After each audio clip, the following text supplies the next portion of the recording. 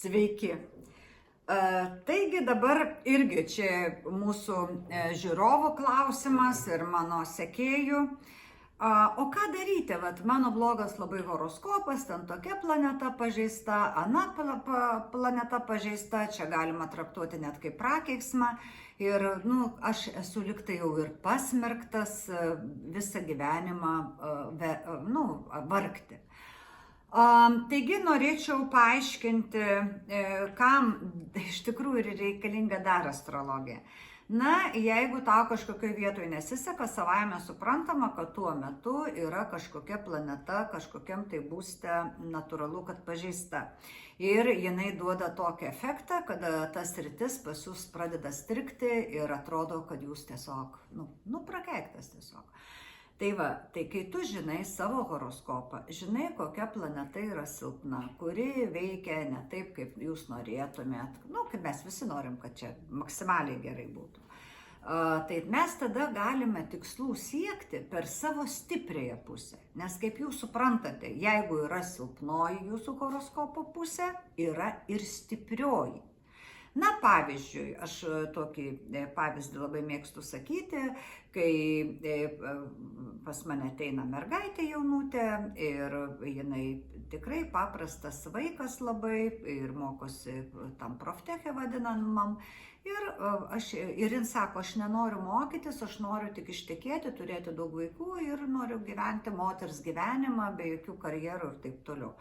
O aš jai sakau, kad pas tave stiprioji pusė yra mokslas ir jeigu tu mokslo nesimokysi toliau, universitetą turėjau galvoje, tai nieko čia nebus ir tu to nepasieksi. Tai ko jums reikia, ką jūs svajojate ir jūs būsite vieniša ir gyvenime galbūt pradirbsite ten kažkokį tai paprastą darbą labai ir būsite nelaiminga. Ir kadangi jai dar pusę metų taip su vaikinais nelabai sekėsi, neturėjo jokių vaikinų, jin vis tik nusprendė baigusi tą proftechą stoti į universitetą, į jį įstoja sėkmingai ir pirmam kursą susipažįsta su vaikinuku iš kurso ir jie susiženėja, apsiveda ir ten viskas labai laimingai baigėsi. Taip. Bet jeigu jinai būtų, nestojus į universitetą, tai jinai tikrai nebūtų gavusi to vaikino ir nebūtų susikūrusi ir ta vieta būtų asmeninio gyvenimo tokia arba labai nevykusi, labai tokia netikusi, tas vyras būtų ne taip ir atrodo toks kraštutinumas, taip, kad žmogus iš paprastos šeimos besimokas, paprastoj kažkokioje tai mokykloje, jin pasiekė ir tikrai po šiai dienai žinau, kad tikrai turi šeimą, tvarkingai gyvena ir viskas ten yra gerai. Tai va čia yra toks paprastas pavyzdys, kaip žinant savo stipriąją pusę ir kur tu privalai eiti, gali pataisyti savo blogą horoskopo, tai yra planetų įtaką.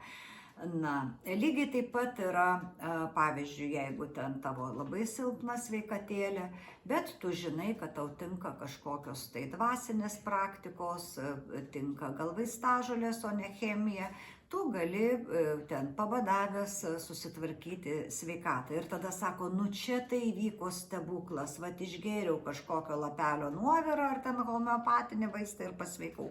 Taip, nes tavo horoskope taip užrašyta, kad tu turi dasimastyti kito, kad būtent tokiu būdu gydytis. Lygiai taip pat gali būti ir atvirkščiai, kad jums tinka aukštos technologijos ir tenais jums reikia kažką išsioperuoti. Jūs labai bijote ir manote, kad jums nepadės. Bet jūsų horoskope yra pasakyta, kad ta operacija, pavyzdžiui, jums labai padės ir jūs gyvenime užmiršite kažkokią problemą. Taigi, mielieji, atsiminkite, nuosprendžio niekam nėra. Niekam nėra. Ir tarp kitko aš kartais būna nepatenkinti kai kurie žmonės, kai aš gana kategoriškai sakau, tu negali daryti to ir to. Tau negalima taip elgtis, taip ir taip, nes tai yra tavo silpnoji pusė ir tu turi daryti taip, anaip, trečiai. Ir tada tikrai kas paklauso, tampa mano tokiais kaip ir gerbėjais, kaip ir pastoviais klientais, nes mato, kad tie patarimai tikrai labai veikia. Taigi, brangieji, atsiminkite, koks bebūtų jūsų blogas horoskopas, visada yra išeitis, visada yra stiprioji pusė, per kurią jūs galite pasiekti savo svajones, tikslus ir siekius. Taigi, brangieji, norite, rašykite asmeninę žinutę dėl asmeninių konsultacijų, o šiaip labai prašau, palaikykit mus spausdami patinka ir, aišku, dalinkitės ir prenumeruokite mūsų YouTube kanalą. Taigi, iki.